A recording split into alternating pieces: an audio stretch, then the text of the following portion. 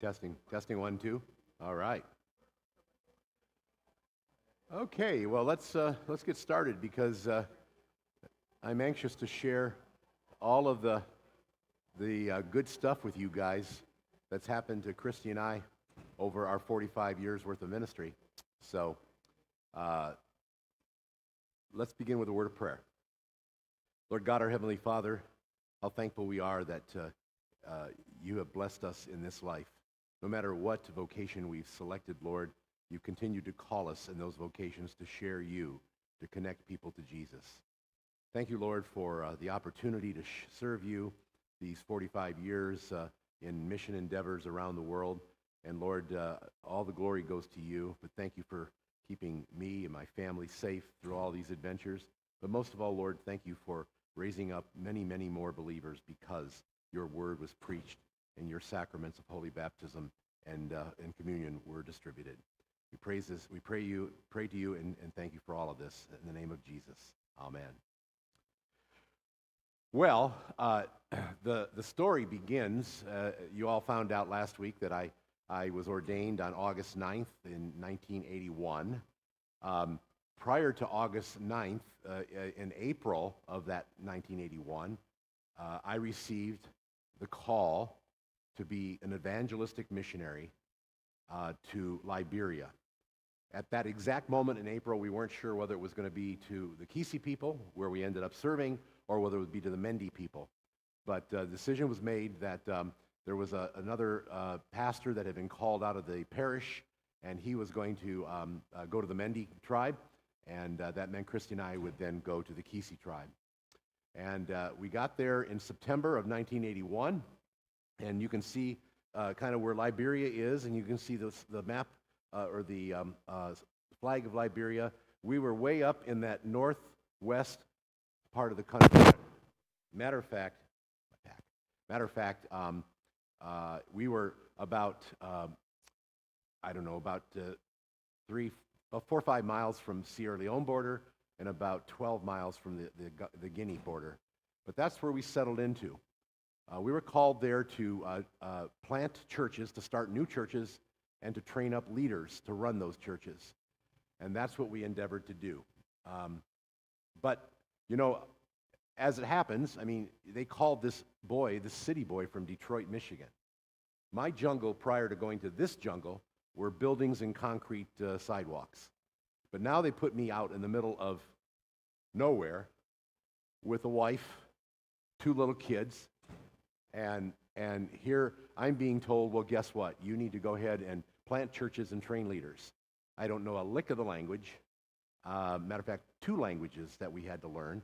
I knew a little bit about the first one because it's called Liberian English, but about 60% of Liberian English could be understood by an English speaker, but the other 40% was not. They got your chair good. More there. So here we are. We're in Liberia, and the culture is new. The language is new. 2 little kids. We're out in the middle of nowhere. Well, initially we weren't out in the middle of nowhere, but ultimately we moved down into Foya Tengia, a village in the southern clan. But we started out in the middle clan in Foya, and heads were spinning. I mean, if you've ever figured out how do you rely on the Lord, well, have him put you in a situation like we were in, and you know what? It's all you have to rely. Besides yourselves, you only have the Lord to rely on. So now we're out in the village where we ultimately settled. We built a house. There may be some pictures here. You want to crank that up? Yeah. You go to start. Okay. So you can see in the middle picture, that was our house that was in the process of being built. Okay. After the war. I'm sorry. Yes, but that was our house that we lived in. Inside of the house is that upper right picture. It was 70 feet long by 16 feet wide, sort of like a trailer home, basically. But the reality, why it was done is because it was built on the top of a hill, and it had jalousie windows, as you can see from there, these windows. And it caught the breeze. We were at the top of the hill, so we had a lot of breezes going through and kind of cooling down the house, which was necessary because it was hot and humid there, like it is here. But the reality is that now we know nothing. Began to study the languages, but we know nothing, and we don't know what we're doing, to be honest with you. We relied on the Lord. But we had Amy was 2, and Jeremy was about 6 months, 7 months by now, and we moved into this house in Voyatengia, and we didn't know any better. Any baby, they get to the point where you have to start feeding them solid food, so we were blessed in Liberia to have some grocery stores that had baby food and things, so we bought pears and green beans and, all those little Gerber bottles that you buy. We didn't think anything about it, She'd feed Jeremy, and she'd wash him out, and we had a big garbage pit in the back of the house, far away from the house, but in the back of the house, and you throw them in there, and wouldn't think anything about it. Here, about 2 months after we arrived in this village, up the long driveway to our house comes the town chief and elders of the village and a couple of other people. And I went out to greet them, and we greeted each other. And I said, why have you? It was on me to ask them, why have you come? So they told me, well, we have some very big concerns about you and your family. And I said, what did we do? What are the concerns? This was news to me. I thought we were doing pretty good, actually. And they said, well, it's been reported to me that you and your family are eating babies. Now get it. Think about a Gerber baby jar. It may say pears on it, but they don't read. They're illiterate. They don't know how to read. But what's a picture that's on the label on the jar? A baby. They went by the picture, and I'm going, holy mackerel! No, that's not true. He said, pulled out a jar that one of the kids had jumped in the garbage pit and got it. Here it was, green beans, and it had a pretty little baby on it. He says, here's the proof, and I'm going, no, that Chief, that wasn't baby in that jar. It was something called green beans, and I kind of spelled out the words to him, and he goes, no, really? I said, yes, it's just food that's pureed and given to a baby that doesn't have solid food. It's sort of like what you do with your rice milk. You strain off some of the water from the rice and you feed it to the babies. Now, people in the village didn't know how to read or write English, so they were driven by pictures. And so we got through that one okay, didn't we? And then it was about 4 years later when I had gone to a village, a couple of hours walk through the bush, and started a brand new church. We had some leaders there. The chief had provided some leaders from the village that we could train up, and I went to the village to see how the church was doing. And when I got there, the chief was just happy as all could be. You've done some great things here. We're so happy to have a church here. And now you're introducing God to us and telling us about his Spirit and his Son. We're so happy here. So everything was cool. I went home, and about a month later, this same chief from this village, his elders, and a couple of other people, including a young girl, about 16 years of age, came walking up the driveway. And I went out to greet him. We shared, welcome, how are you doing, Chief? How are you doing, a missionary? Or they called me Safoya. And we got to the point, and I asked the question, well, why have you come?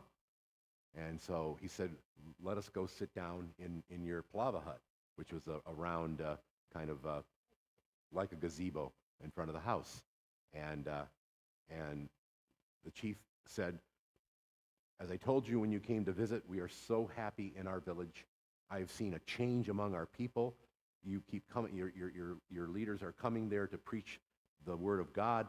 We are just ecstatic about what you've done. And we are so happy that last night we took a vote, and we all decided that because you've done so many great things for us in our village, I have brought my daughter, and I'd like you to take her as your second wife. Now, Christy wasn't out there because her role in that culture was not to be a part of this conversation. And I'm saying to myself, wow, how do I get out of this one?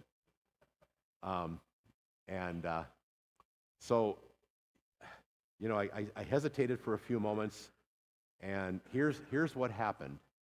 I said to the chief,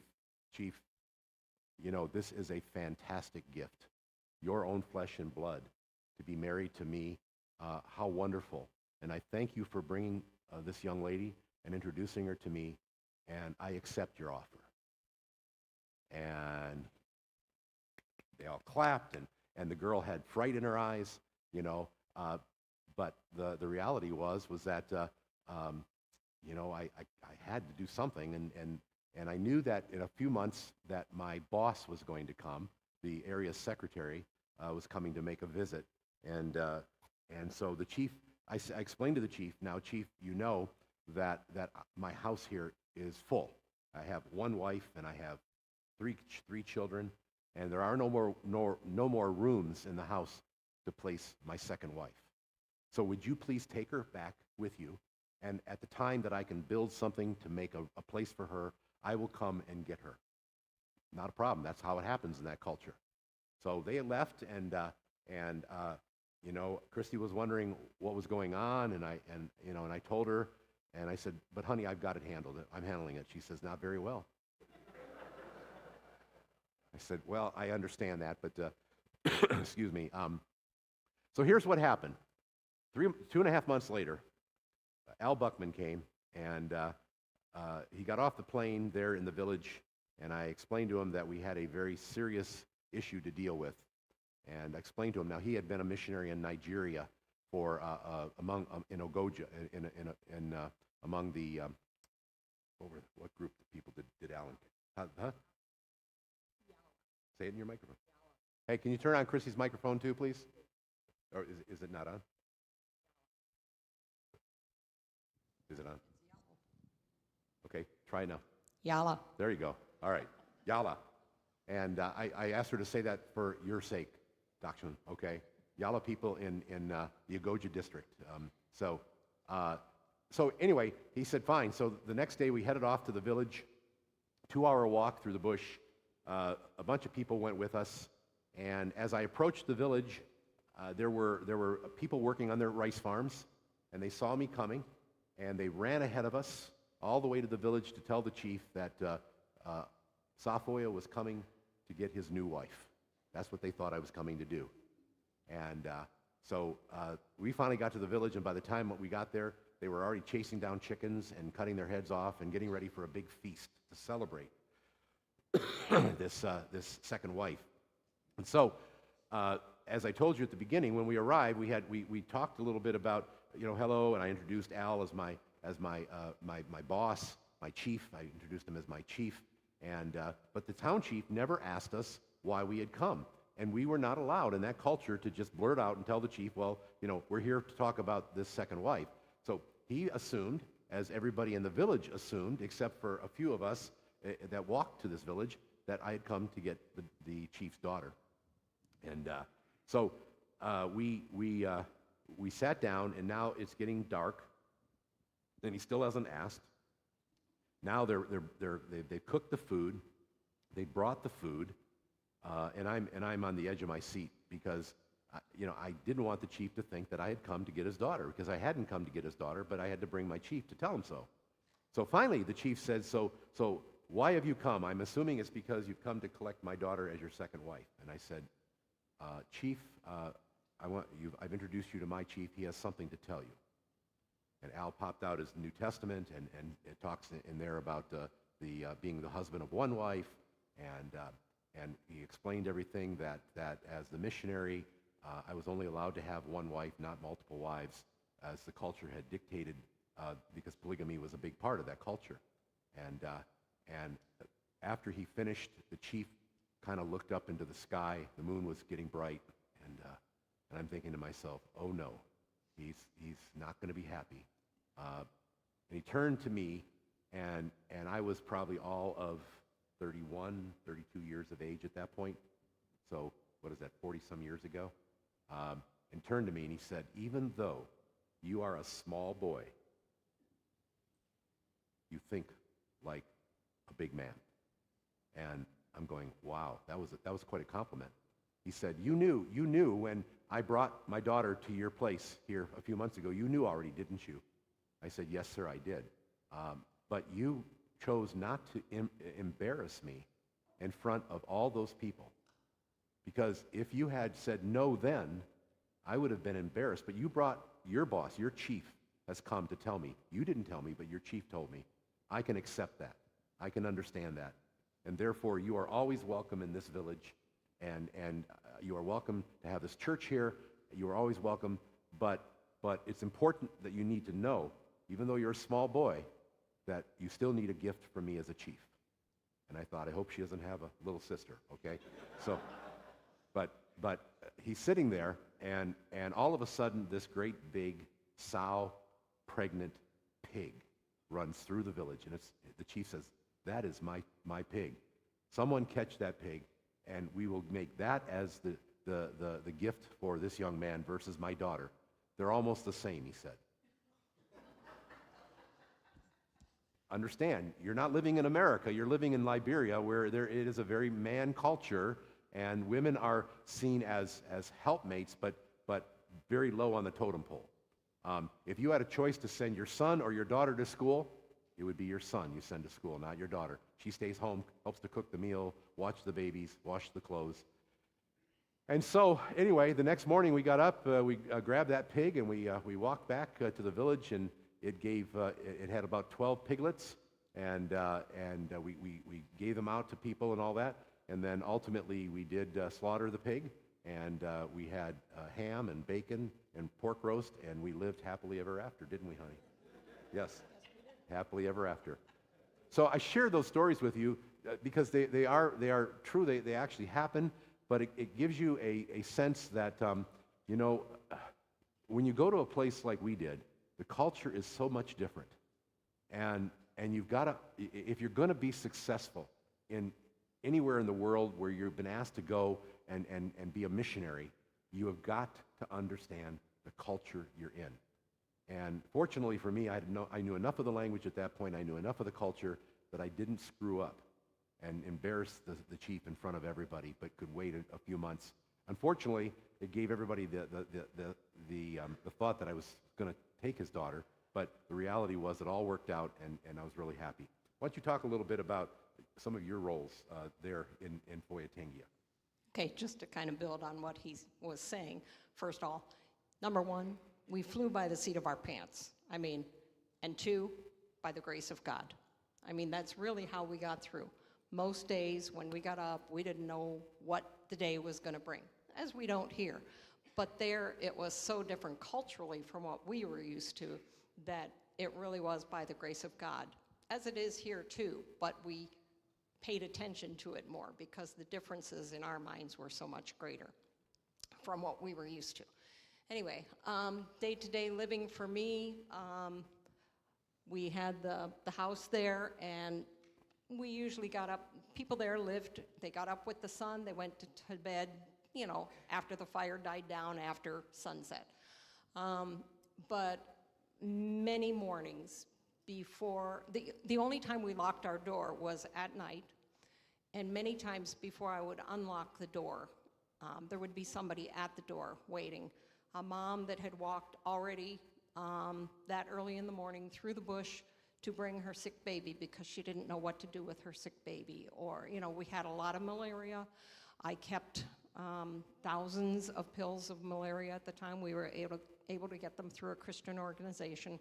So just giving out aspirin or chloroquine or whatever. I had the very basics, but it was more than what they had readily available, and we would give it away. We would budget for it in our budget, mission budget, and then we would just give it away as it was needed. So I was basically the medic in our village many days, homeschooled the kids as they got old enough, baked bread and fed, I don't know, when our cook we were the rich people in the village, so to speak, and so we were expected to hire like houseboys and A cook. a cook.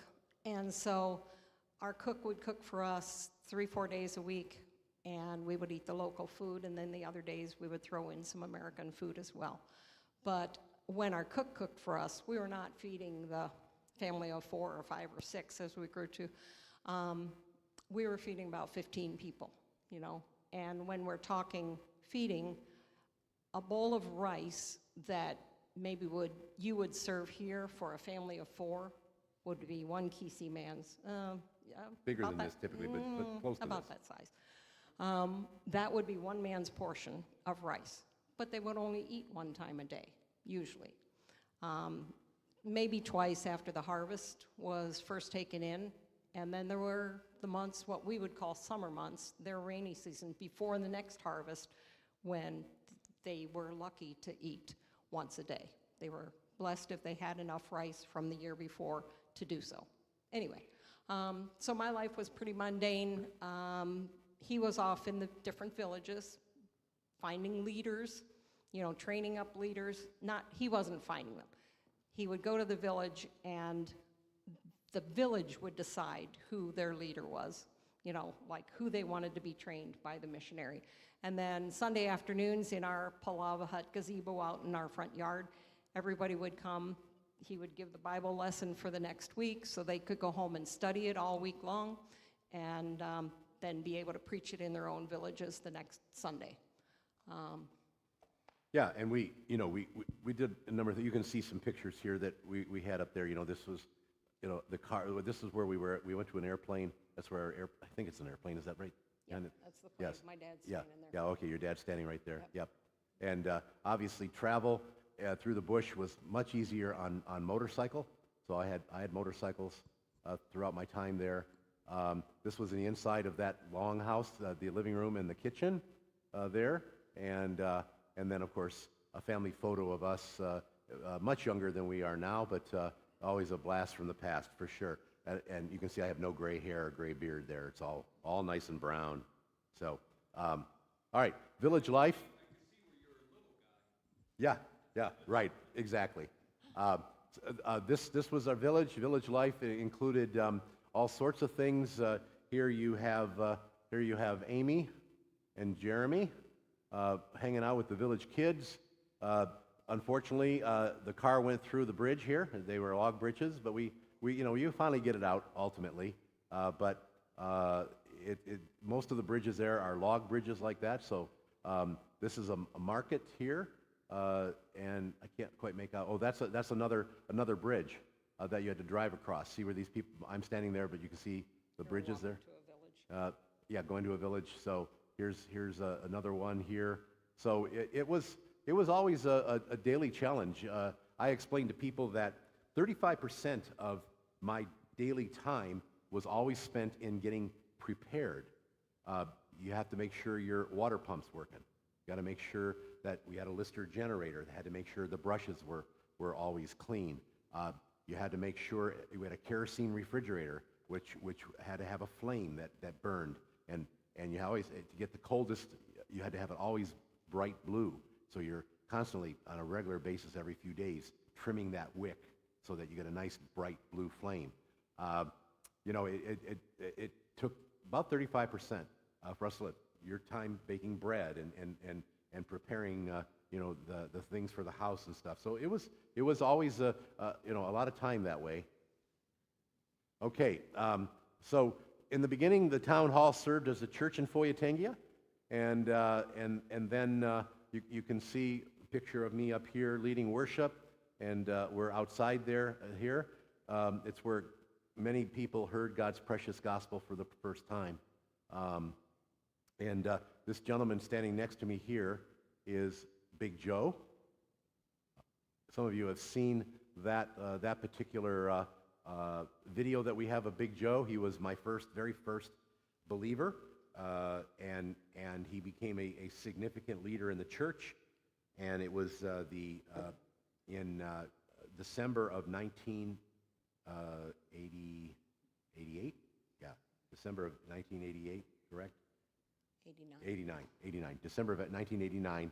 Joe had gone up a tree to tap the palm, to get some palm wine out of the tree, and he had a new harness that he had purchased, and apparently, and this always makes me like Joe. It doesn't sound like Joe that he wouldn't have checked it out, but they say he didn't check it out, and he was at the top about 75 feet in the air, and the harness broke, and he fell all the way to the ground, and on the way to the ground, he hit his head on a protruding branch of another tree, broke his neck, and hit the ground, and he lived for about 2 months.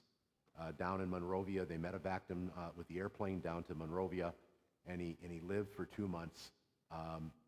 I debated whether to go see him. The mission board was willing to pay my way over there and back again to see him before he passed away. But when we left on that furlough, he saw us off at the airport, and we both said at that time that if we never see one another again, we know we'll see each other in heaven. So Because he thought you were. he thought I was going to be the one. He had a feeling something was going to happen to you. Yeah. So anyway, in his last letter, his last testament, he wrote, he didn't write it, he spoke it, and the missionary wrote it. But in that letter, lengthy letter, explaining, thanking me for all that I had done for his people, for everything that had happened there, for bringing him to Jesus, for baptizing his kids, his wife, and he had one phrase in there that has kind of has been instilled in me and has kind of driven me in my whole ministry career, and that is, he said, never stop telling people about Jesus. And so if you want to know the heart of Pastor Bob, that's where my heart is, and it comes directly from this gentleman. You'll see him in another picture here in a minute. You can see we performed many baptisms. This group here were those church leaders we talked about, typically 2 from each village. So you can count up how many are there and how many villages we were. By the time we left, there were in both the Southern Clan and the Northern Clan, where another missionary was working, was about 32 churches that we had planted in 10 years. God had really blessed. And then we were training these leaders. And of those churches, most of them were in the villages, and they were small. But then once a month, we would have everybody gather in the church, kind of the bottom pictures that you see, in our village, the main church, and communion would be served then. But normally, the other Sundays, they would have church in their own villages. Yeah, these lay leaders were not ordained, so we did communion once a month. Maybe that's what you came from, maybe in your previous church, but they came from all villages, and we would have 400-500 people in worship from around the area there, and we would do communion, we'd do baptisms. In my time in Liberia, I baptized approximately 5,000 people, and God really blessed, and it was the fastest growing movement. Yeah, it was the fastest growing movement. The Lord really led it and blessed it, and it was the fastest growing of all the mission work across the world for the LCMS at that time. And it was so impressive that they decided to do a story about Big Joe. Here's a better picture of him right here.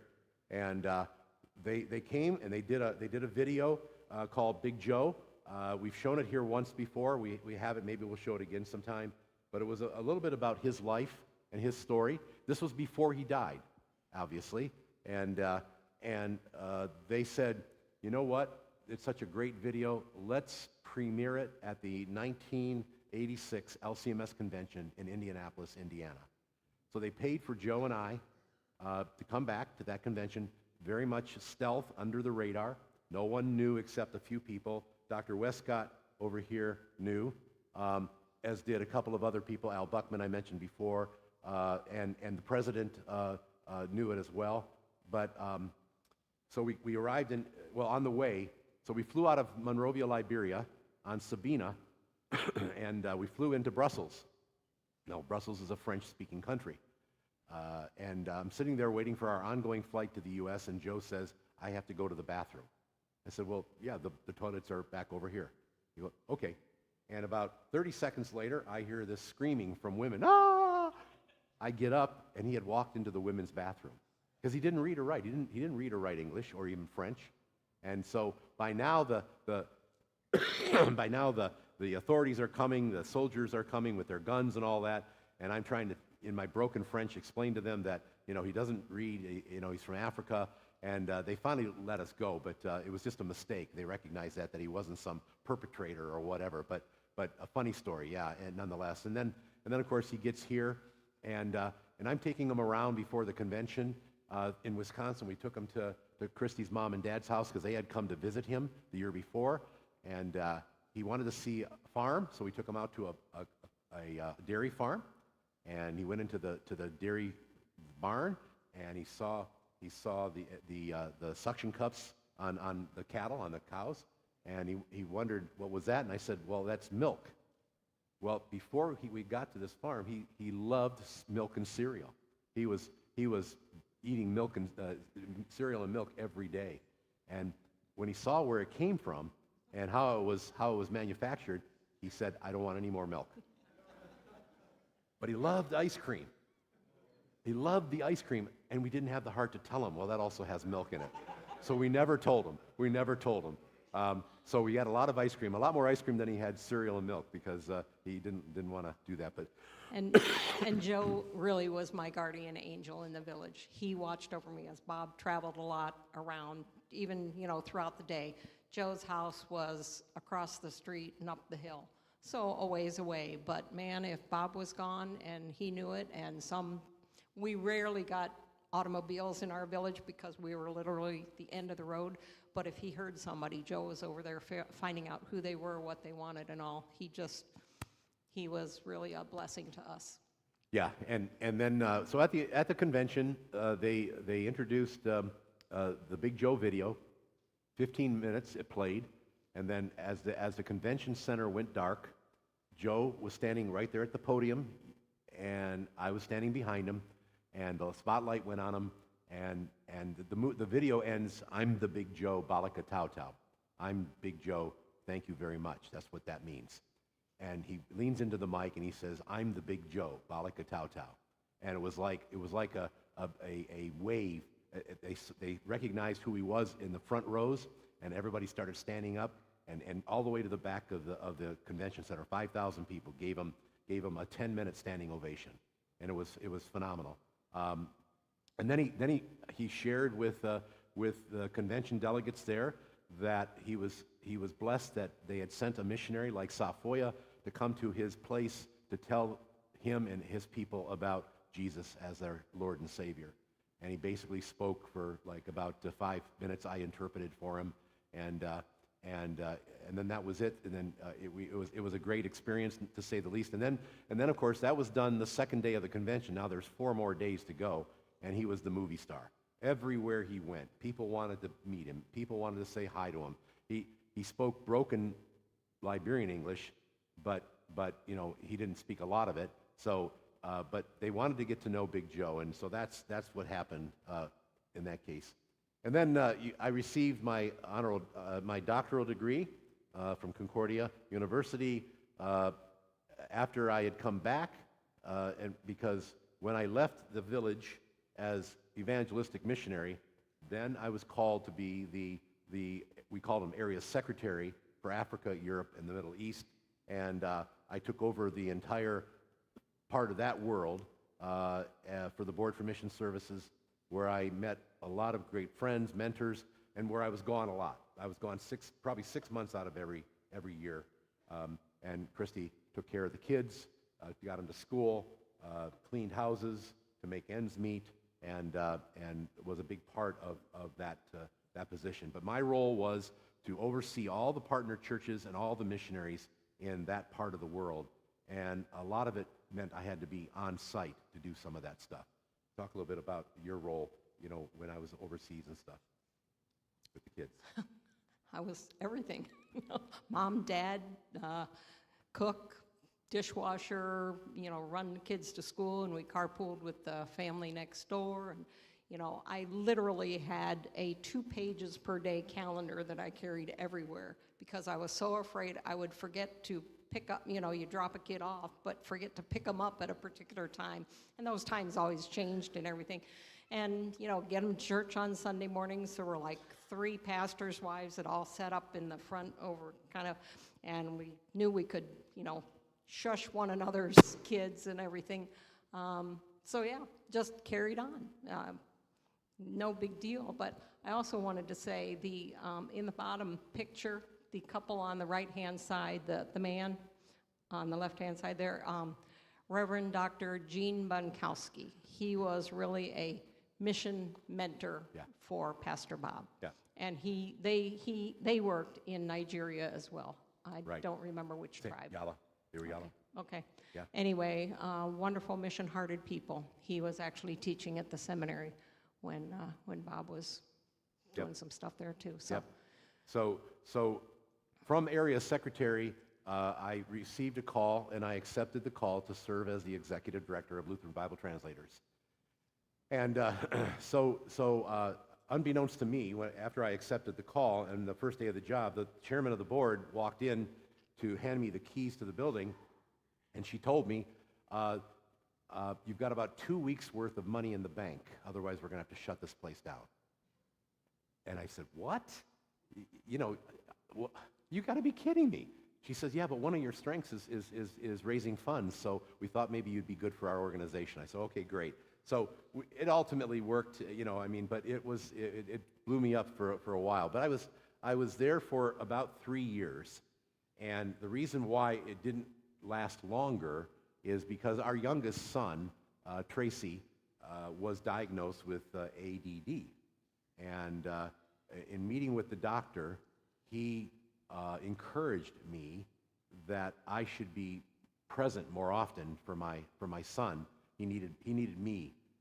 His mother was doing a lot of stuff, but he needed a father figure in his life to help him through this stage of his life. And so we prayerfully said, you know what, we're going to put our name on a call list. And after 3 years, I left this position, and we went to Zion Evangelical Lutheran Church and School, where I was the senior pastor of a large congregation and a preschool through 8th grade school, and served in this role for about 2.5, 3 years when I got called about serving as the overall executive director of LCMS World Mission for the Lutheran Church Missouri Synod. And if I were open to that, would I send in a letter saying that I would be willing to be considered? Well, unbeknownst to me, there were 25 people that they had asked to consider this position. So I went through a whole process, took a year, had to do a lot of writing, sharing my vision, et cetera, a couple of interviews, and then finally they got it down to 3, and I was one of the finalists.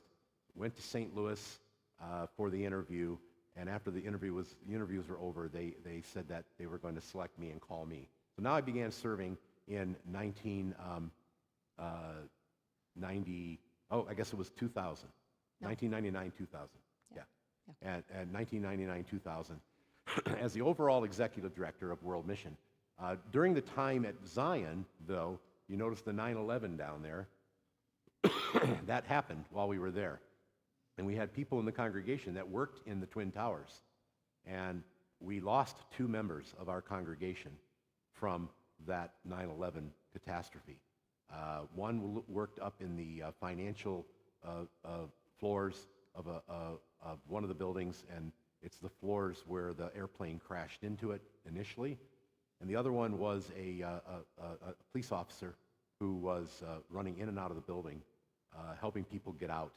And he went in the last time, and the buildings collapsed, and he was lost as well. So I served with the 911 chaplains. We were there a few days later at the site. Norm was there too. We never ran into each other, and if we did, we wouldn't have known each other anyway. So, but the reality was that, again, that opened my eyes to the need to make sure that you never forget to tell people about Jesus. And it was a very difficult, somber time. As you can imagine, we're coming up in September on the 25th anniversary. By the way, there will be that display that Norm has done for the last 10, 15 years, Norm, there in Winter Garden for the 911. If you are interested, if you've never been over to see it, I would encourage you to do so this year as we celebrate. I guess it's not a celebration, but as we mourn the 25th anniversary of that 9/11. So So yes, so there I am in my ablaze Superman suit. It's amazing what you can do, even back in the year 2000 with putting pictures, whatever This, they. this was done by his staff at LCMS World Mission. Yeah, because I was a strong proponent of the ablaze movement, in which we had put together a goal of reaching 100 million people with the word of Christ by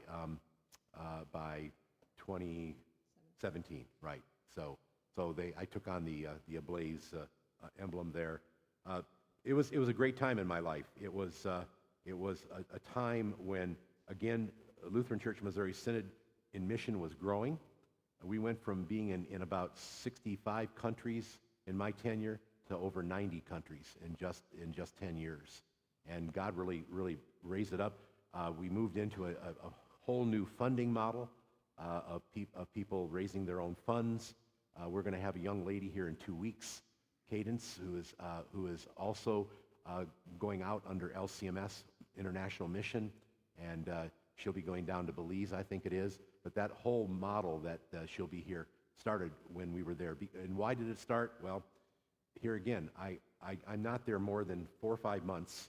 And just like it happened at LBT, the treasurer of Synod walked into my office and said he needed to talk to me. I said, yeah, sure, come on in, Tom. What's going on? He said, I just need you to know that by the end of the fiscal year, which is like 7 months now ahead, you need to trim your budget by $2 million. There isn't enough money in Synod's coffers. $2 million. Sure. Just like that. It doesn't work that way. In any kind of church setting, typically 60 to 70% of your cost involve people, families, education. And so I had to make a very difficult decision to bring home over 30 missionaries from around the world. I had to stop their work, basically tell them, you're laid off, you're done. I can't do anything about it. We can't afford to pay you. We can't afford to pay your children's education. We can't afford to keep up the keep of your car, anything else, any budgetary reasons. And so I stayed up. And this happened in the month of December, about 2 weeks before Christmas. Merry Christmas. Yeah, and I stayed up the entire weekend because 32 missionary families all around the world were all in different time zones. And I was not going to allow them to hear this from anybody else but me, and they had to hear it from me verbally, not in a letter, not in a special delivery. They had to, and so I stayed up from Friday night all the way till Sunday evening, and got a hold of every one of them and just shared the story of what was going on, and the bearer of bad news. And I decided at that point that this was never going to happen again. This was not going to happen again because we were going to make sure that we found a funding model to fund the mission of the church, a model that would work so that you don't have to bring people home from the mission field. And so that funding model is the same model that the Johns family has, where families and friends and churches and others support you. You got to do a lot of speaking. I know that you guys were out doing some of that speaking. Dahun, even I guess you got to North Carolina for a Sunday, which was cool. And that has changed the focus of mission in the church. They've continued to see significant growth in the numbers of people that are going out around the world because people are now engaged in having a part in raising their own funds and not relying on what we were relying on before was the funds that you would put in the offering plate, and then you would send a portion of that to your district, and then the district would send a portion of that to the synod, and we would use that to do missions. Well, that was dwindling. The models were changing. And so we ended up having to go ahead and bring those missionaries home. I got home Sunday evening, cried like a baby, cried myself to sleep, and woke up Monday morning, went into the office, and I got my staff, my main staff together, and I said, we will never do this again. It will not happen. Let us figure out how we're going to make this work. And they went to work. And between me and them, we came up with a model that is still working today in the Lutheran Church Missouri Synod. And I am so blessed that has happened. But being in charge of the world, Yeah, the budget was about 30 plus $35 million, 600 people around the world, 90 different countries, and it was a huge, huge job. And it got to the point where I realized about 9 years into it that I was losing touch with the reality of what it takes to tell people that Jesus loves them. I had become an administrator. I had become a fundraiser. I was out there all the time. Paper pusher. A paper pusher, and I was a couple of levels away from being a person who was in Liberia all those years. And so I basically said, I'm going to step down, and I'm going to go back to the mission field. And that's what happened. I stepped down, and they gave me a 6-month kind of collateral, benefit package, I guess you would say. And then in that meantime, I received a call to serve as, if I can get this to go. Well, those are some of the various friends, facets, and fun of leading and guiding LCMS World Mission. You can see those birds on top of my head. Fortunately, none of them pooped on my head. Here I am. Whoops. Here I am in Ghana, West Africa, with Reverend Dr. Paul Finn. Other pictures. So I decided that I wanted to get back into real ministry, and so I was called by the English district to start a new mission church, and it was called Peace Lutheran Church. It had a small start, but it was floundering, and I accepted that call, and we saw some significant growth over the years, including the fact that we got involved as a mission developer in the city of St. Louis, where we took over a church that had been closed right here, and we turned it into the Ablaze Lutheran Mission and Ministry Center, where we began to do all sorts of great stuff, reaching out, again, baptizing lots of different people, enjoying the being on the ground floor. I had a 300 Chrysler 300C at that point, and I had become known in the community as it had become known as the Pimp Mobile, because it was a nice car. And, Pastor's Pimp Mobile. Oh, Pastor's Pimp Mobile. That's right. I forgot. I had the Pastor's Pimp Mobile. What's that? Well, it did have some white walls on it, yeah. And it was also, I also had to conceal and carry, because it was just that kind of a community, that kind of drug deals going down all the time, people getting shot and killed. So I concealed and carried, and people in the community knew I did, and they respected that. But we had lots of people come through this Ablaze Center, where we were able to share Christ with them, baptize them, raise them up as Lutherans, and it was good for me to get back into the day-to-day of never stopping to tell people about Jesus, as Big Joe had asked me to do. You have any comments about any of this? Just, we didn't always have services over there. We did things over there and outreach, but I would often go, while he was setting up a church, I would go over the other side of St. Louis and pick up as many guys as I could fit in the car and in the Pimp Mobile, and drive them back for service, then take them back. It was a wonderful outreach, very much appreciated. And a couple of years after we stopped doing that, several of them had passed on. So to know that they're in heaven because of some of the work done is awesome. Yeah. So. Yeah, it was very cool. I actually was able to do a couple of their funerals as well. Three of them did 3 funerals. So so also during this time, I was elected as the national pastoral counselor for the LWML. This picture over here is me as Mighty Mite. There I am. That is really me under that hat and that purple hair and that. But what a blessing, what a great opportunity to serve what I consider to be the greatest mission of our church, and that is the Lutheran Women's Missionary League. They do so much in missions. Matter of fact, part of the reason why I feel so inclined to be a part of this organization is because when Christy and I were called to Liberia, our very first call, their grant of $75,000 supported our work there for the first 3 years. And so the work that happened in Liberia had the support of the Lutheran Women's Missionary League, and so for me to give back to them as a pastoral counselor was just an easy thing to do. So I was elected and served 4 years in that role, and continue to do things with the LWML, work within the district here, the Florida-Georgia district as well. And so that was another part of our mission life. And then we retired and moved to a 55-plus community in Groveland, Florida, joining Woodlands Lutheran Church. That was fun. That was fun. That was really fun. But then once we got here, and 6 months after we moved in, we went to Israel because y'all chased us away. No, not really. You didn't chase us away. But we had an opportunity to be involved in, again, sharing Jesus with people in Israel.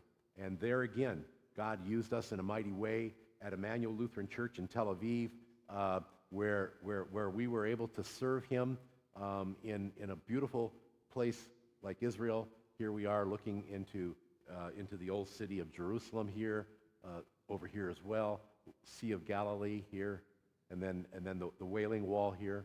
And the Dead Sea. What's that? And the Dead Sea. Oh, and the Dead Sea, yeah, right here. This is the Dead Sea here. So yes. But God used us in mighty ways. Part of our life was of course dodging rockets up here, as you can see. It's a good picture of incoming rockets here on the left here, and I'm sorry, these are the incoming rockets on the right from Iran, and these are the what they call the dome, which would take out these rockets. But we had to go to the bomb shelter to do that. So this was the bomb shelter here, and here with people that were in the house with us. I never really worried about the bomb shelter because it was stacked with lots of food, and the one thing that you had to make sure of is that the food always stayed within the time limits. And typically, most of the canned foods and things like that had like 18 months, 2 years, but the candy bars always just had less than a year. So going into the shelter, we typically would always eat the chocolate. It was necessary. Somebody had to do it, Exactly. So, and then I would go out under all those rockets blasting off to go buy more. No, they weren't blasting off at that point, but yeah, then you go buy more, and then you go back down to the shelter, and you have to eat more chocolate. So somebody had to do it. But the reality was that it's a beautiful church. I was blessed to baptize people there, share Jesus as the Messiah, and this is what the inside of the church looks like a little bit. There is Sahar.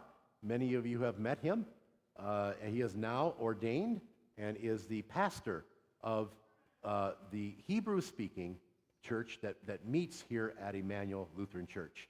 And so excited, Christy and I are excited to see him in October. He and Maria and the two children are coming to do a speaking tour, again, needing to raise funds for his support there. And we're gonna see them as he speaks in Noblesville, Indiana, in October. So we're going to be in Michigan for a wedding, and then we're going to drive down and see him while he's there. So any thoughts on Israel for you? It totally blows my mind how God has used us.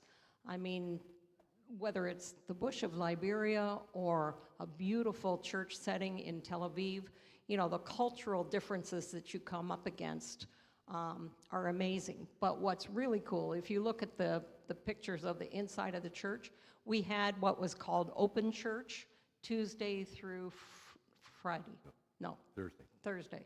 Yes. 3 days. 3 days. 3 days a week. And that meant we just had the gates open. Now, if we had the doors open here Tuesday through Thursday, how many people would walk in the church?